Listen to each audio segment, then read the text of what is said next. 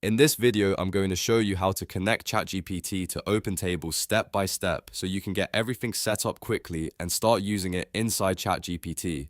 This is a simple process, but if you follow along carefully, you'll avoid missing any important clicks. And if this tutorial helps, make sure to hit the like button and subscribe for more easy software guides just like this. First, open your browser and go to ChatGPT.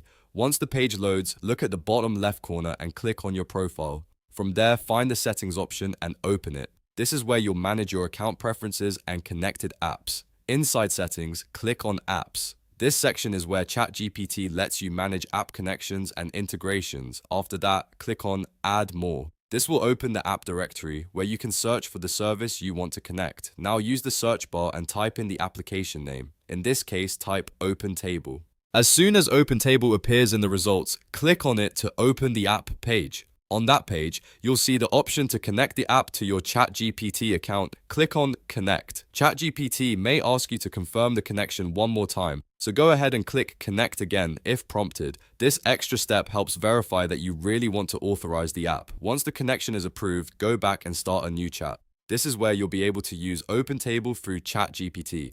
To make sure everything is ready, click the plus icon and then click on More if needed, so you can access the connected app options inside the chat. Finally, select OpenTable, and that's it. ChatGPT is now connected to OpenTable, and you're ready to use it through your chat workflow. At this point, you can move forward knowing the integration has been completed successfully. So that's how to connect ChatGPT to OpenTable in just a few simple steps. If this video helped you out, please give it a like, subscribe to the channel, and turn on notifications so you don't miss the next tutorial. Thanks for watching, and I'll see you in the next one.